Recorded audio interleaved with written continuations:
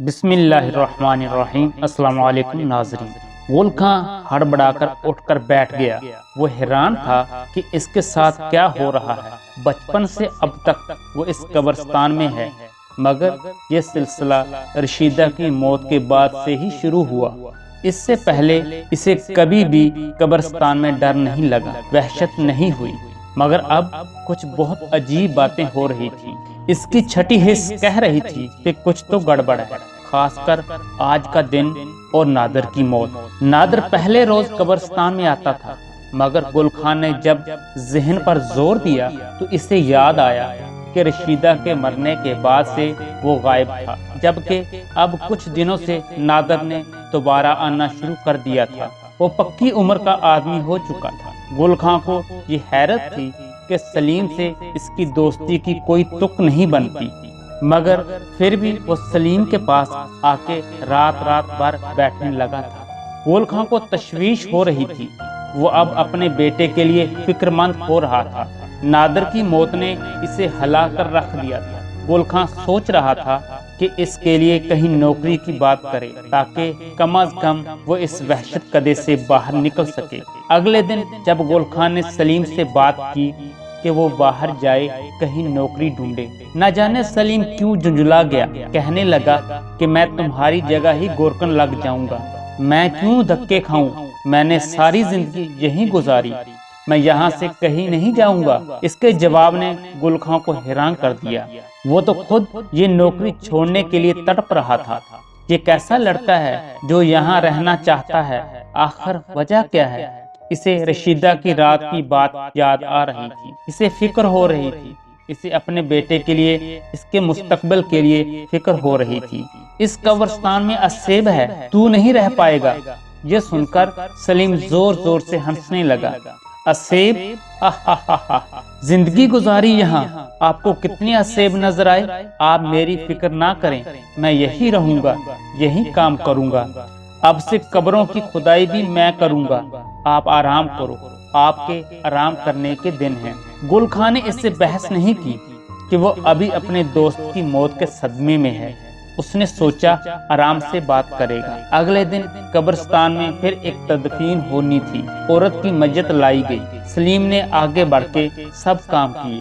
سلیم کے 3-4 دوست بھی اس کے ساتھ لگے ہوئے تھے، جو اکثر اس کے ساتھ ہی رہتے تھے۔ وہ لوگ رات بھر یہاں نامعلوم کیا کرتے رہتے تھے۔ پہلے گل خاں نے توجہ نہیں دی، مگر اب اسے توجہ دینی تھی۔ وہ ان دوستوں سے سلیم کا پیچھا چھڑوانا چاہتا تھا۔ تدفین کے بعد شام ہوتے ہی سلیم نے اسے کٹیا میں بھیج دیا۔ جب گل خاں عشاء کی نماز کے لیے اٹھا تو سلیم کمرے میں نہیں تھا۔ وہ باہر آ کے اسے آوازیں دینے لگا۔ اچانک سلیم چیختا ہوا گھر کی طرف آیا۔ وہ بہت ڈرا ہوا تھا، چیخ رہا تھا اور ایک طرف اشارہ کر رہا تھا۔ جب گل خاں نے جا کے دیکھا تو اس تازہ بنی ہوئی قبر کے پاس سلیم کا ایک اور دوست مردہ حالت میں پڑا تھا، جس کا سر جیسے کسی بڑے پتھر سے کچلا گیا تھا، بالکل ویسے ہی جیسے نادر ملا تھا۔ سلیم بے ہوش ہو چکا تھا اور گل خاں کے پاس پولیس کو فون کرنے کے علاوہ کوئی راستہ نہیں تھا۔ سلیم کے دوست کے گھر والوں نے کچھ دن رونا دھونا کیا۔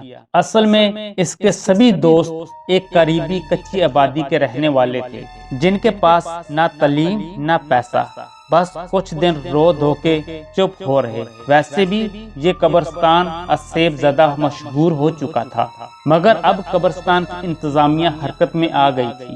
لگاتار یہ دوسرا واقعہ رونما ہوا جو انتظامیہ اور اہل علاقہ کے لیے بھی باعث تشویش تھا۔ کچھ سیکورٹی سخت کر دی گئی، رات کے لیے ایک چوکیدار رکھا گیا۔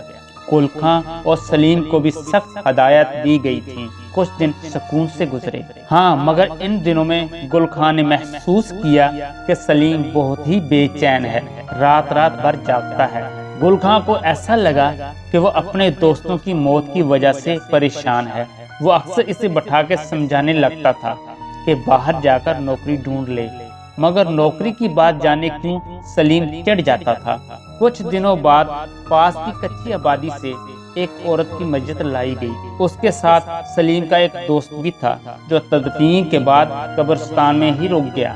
گل خاں اسے بھیجنا چاہتا تھا کہ یہاں اجازت نہیں ہے، مگر سلیم نے اسے سمجھا بجھا کے کمرے میں لے گیا کہ میں دوست کے ساتھ رات بھر پہرا دوں گا، وہ صبح چلا جائے گا، فکر کی کوئی بات نہیں۔ اس نے گل خان کو چائے بھی بنا کے دی۔ چائے پی کے گل خان گہری نیند سو گیا، مگر پھر کیا ہوا؟ صبح وہی منظر تھا۔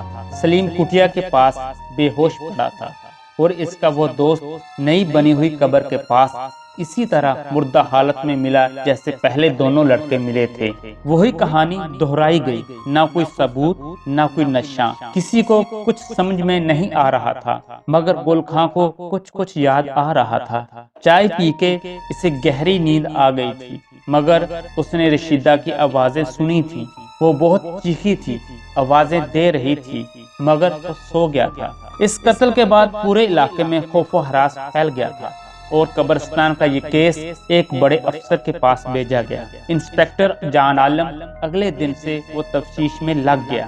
گل خان اور سلیم سے بہت دیر تک پوچھ گچھ ہوتی رہی اور اس کے بعد جان عالم نے جو نتیجہ نکالا وہ یہ تھا کہ جس دن کسی عورت کی میت دفنائی جاتی ہے اسی رات قتل ہوتا ہے، اور تینوں لڑکے ان تازی بنی ہوئی قبروں کے پاس ہی مردہ حالت میں ملے۔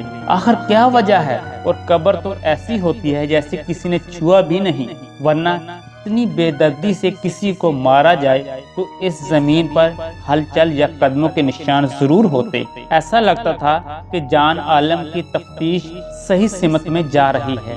جان عالم کو جو شکوک پیدا ہو رہے تھے وہ شاید صحیح تھے، اور ایسے ہی خیالات گل خان کے بھی تھے۔ اسے اندازہ ہو رہا تھا کہ جو اس نے کبھی دیکھا نہ سنا، ایسا کچھ اس کے سامنے آنے والا ہے۔ ناظرین، کہانی کے متعلق مکمل جاننے کے لیے چوتھی قسط ضرور دیکھنا۔ شکریہ۔